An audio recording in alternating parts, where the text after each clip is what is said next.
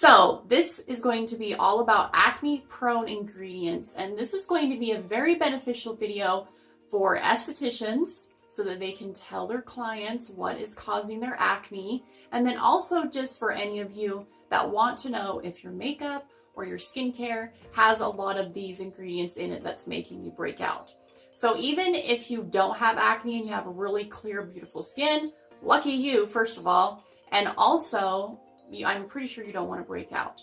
So you want to make sure that you're using the correct stuff so that you're not going to break out, okay? Because nobody likes breakouts. If you haven't seen my video on why I became an esthetician, you'll understand that I definitely had an issue with cystic acne and it was not a fun time for me, okay? So this is a really beneficial video for those that just want to know if their makeup and skincare products are breaking them out, okay? There's lots of different reasons why we get acne, but one of them is what we're putting on our skin, okay? So let's go over the acne prone ingredients now.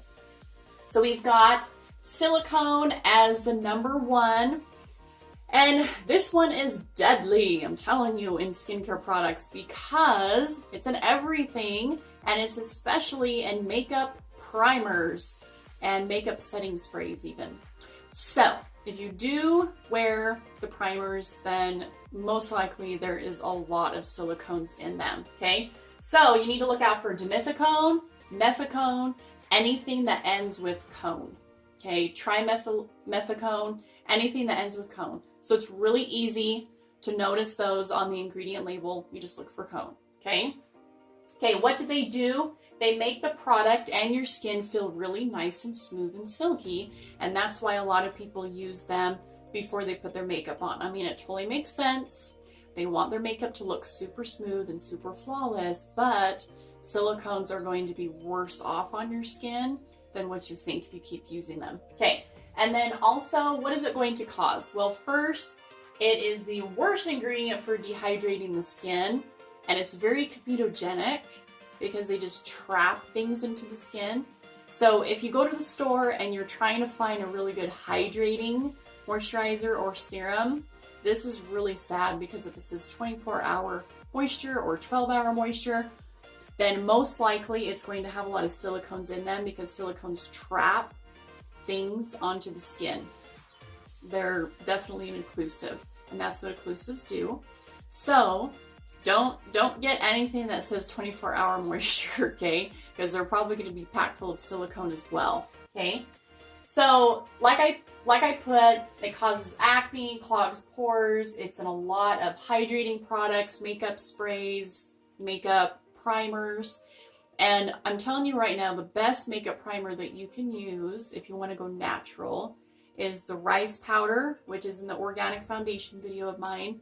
And then also the aloe vera, okay? The aloe vera gel mattifies on the skin, so it's a natural way to decrease the oil, okay? So those two ingredients are in my organic foundation, and so if you haven't watched that video, watch it. It's like the best foundation ever because none of these acne ingredients are going to be in that foundation, okay? Okay, number two is petrochemicals. What are those? So those are mineral oils, petrolatum, paraffin wax, toluene. These are PEGs. These are polyethylene glycols, okay? These are propylene glycol, laureth sulfates, so the sulfates of any kind that lather up the skin. This is in this category.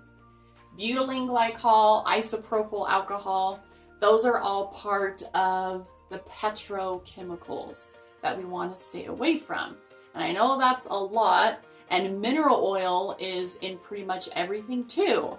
It's super depressing because they put petrolatums and mineral oils on a lot of lotions, okay? So what do? They lock in moisture in the skin and they actually act as a preservative. So, I mean, preservatives to a point are gonna be good, right? But, I mean, how long are you wanting that to sit on the shelf for when you buy it? I mean, we don't even know when we go to Walmart or Walgreens how long things are actually on the shelf for because they have packed all these preservatives in it to make it last longer. I mean, unbeknownst to us, they could be on that shelf for years and years and they're still good. And to me, that's kind of a problem. Like, I like more natural ingredients that are going to go bad maybe a little bit faster, because I know that the ingredients in there are natural and they're not going to be packed full of preservatives and then all those cancer-causing ingredients are going to be on my skin. Like, that's not okay with me, okay? All right, what do? They lock in moisture in the skin. They act as a preservative, like we mentioned before. What do they cause? They're pore clogging. They work as a delivery agent, so they only push things into the skin a little bit deeper. That's not a good thing, okay? And they're just very highly comedogenic. So stay away from mineral oils, anything we talked about in the petrochemicals. So that's number 2, okay? You guys still with me here? Number 3 is perfumes and colorants. We kind of talked about those in my other videos, okay? My bubble bath video, my Bath and Body Works video, and why you need to stay away from those things, okay? Fragrance and anything with color to them is going to be a problem for our skin, okay? That's like the top 2 allergens in the world, is what things smell like and what things look like, okay? And I know it's super hard because we love things that look pretty and smell pretty, but it can definitely cost us a lot, okay?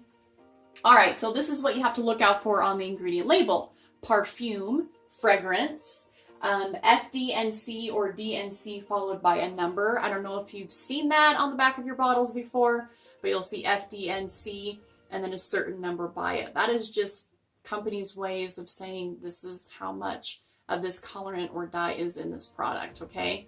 So it's kind of like scientific and all weird, but that's basically what it means.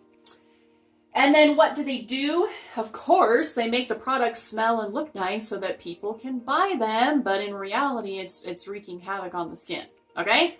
All right, let's go to the next one. What's the cause of these? Well, first of all, they're extremely irritating. I have seen lots of hives and irritations and topical dermatitis happening from fragrance and different dyes on the skin, okay? I mean, that's a lot of the reason why a lot of people can't use laundry detergent, because it smells really good, and Gain especially is a lovely, lovely laundry detergent, but guess what? It's bright green. It's like neon green, okay? And so there's a lot of people allergic to that. And now you know why, because it's so brightly colored. It increases skin sensitivity. It's pore clogging. I've seen hives from it. It's really bad for eczema and psoriasis or any crazy skin condition like that where, you know, you already have irritated skin, sensitive skin, and then you're just going to add to it. Okay, so stay away from that. So that's number 3, okay, fragrance and colorants. Number 4 is parabens. Now, these are the cancer-causing preservatives, and they do kind of creep into everything that we use. So make sure that you're very careful with using anything with parabens in them. So look out for methylparaben. Methylparaben is the worst, and this is how I would tell my students to remember this. Meth is bad, right? Meth is a drug, meth is bad, meth kills. Well, methylparaben is the worst paraben out of all the parabens. So it's just an easy way to remember things, right? Propylparaben, ethylparaben, butylparaben, anything, any word that ends with paraben is bad for you and cancer causing. So what do? They inhibit mold growth, which I know that's a good thing, but we don't need a product to last for like 15 years, people. We just want to buy it off the shelf, use it in less than 6 months on our skin, and rebuy something else. We don't want something to last forever, okay? And what's the cause? Well, they're really highly toxic and they disrupt hormones as well. So I've mentioned before, you don't want to mess with your hormones. We, especially as females, have a lot of hormonal issues and we have a lot of roller coaster hormonal problems, okay? We don't want to add to that mess already with other hormone causing and mimicking ingredients, okay? So stay away from parabens. That's number 4. Number 5 is phthalates. Now I know it's spelled with a P, but the P is silent, so it's kind of a weird word, but it's phthalates. So anything on your ingredient list that ends with phthalate is going to be bad. What do? They carry fragrance a little bit longer. So that would definitely mean there'd be in more fragrance type of perfume type of lotions, because they're going to carry the fragrance a little bit longer so you smell really good throughout the day, a little bit longer, okay? It's a preservative as well. And what is the cause? It disrupts hormones. Not a good thing. And it's like I said, it's a preservative, okay? So you want to stay away from phthalates, anything on your ingredient list with that. And then the last one is acrylics. And yes, I'm talking about the plastics, like the actual nail that you use, the fake nails are acrylics, acrylates, same thing, okay? So anything on your ingredient label that says acrylates or acrylics is bad. And so you'll find a lot of these in like facial scrubs, any exfoliants or anything like that, because they're going to have the little scrubbers that are plastic beads, and that's a problem. Plus, when those get in the ocean, it's a problem for marine life as well. That's why we're in the process of getting rid of straws, because they're plastic, right? Okay. All right, and then what do? They bind the ingredients together, so they make them hold a little bit more, and they suspend the product out, disperse it out into the product, okay? But the cause is they clog pores, and they kind of hold the bacteria in, okay? And they scratch the skin. I mean, anything plastic-wise is going to scratch the skin. So when you're looking for an exfoliant, make sure that it doesn't have any plastics of any sort in them. If anything, you can just use a really awesome sugar scrub on the skin. Aluminum oxide crystals are lovely. Those are the same crystals that they use in microdermabrasion machines that are not going to scratch the skin, okay? So those are the top ingredients. If you have acne, you need to stay away from, and these are in everything, guys. So I want to show you an example. Before I switched over to my secret bronzers that I use now, if you don't know what I use on my skin, then you need to look at my organic foundation video. But I used to use these different bronzers. So this is, I just got at Sally's Beauty Supply. And then this I got at Walmart, okay, the NYC Sun and Bronze Bronzing Powder. Okay, and I used to use these all the time, and I used to break out a lot on my cheeks. I'm like, what is going on? You know, I'm not breaking out anywhere else but just on my cheeks, and that is like really visible for everybody to see, and I didn't want that to happen. Well, guys, you look at the ingredients, and it has talc in here, which is definitely not a good ingredient either, and it has lots of dimethicones and trimethicones and tons of words that end with cone. So I'm like, well, no wonder I was breaking out, okay? And then this one, the Sun and Bronze, this one, if you open it up, it also has lots of silicones, okay? And you wouldn't really think that bronzers or blushes have silicones in them, but they really do. So if you think it's just your foundation breaking you out, you could be wrong. It could be your blush, it could be your bronzer, because you're putting the bronzer all over usually, and then just the blush in this area. So if you feel like you're breaking out more than just all over your face and just on your cheeks, it could be your bronzer as well, okay? Also, I want to talk about the ingredient label.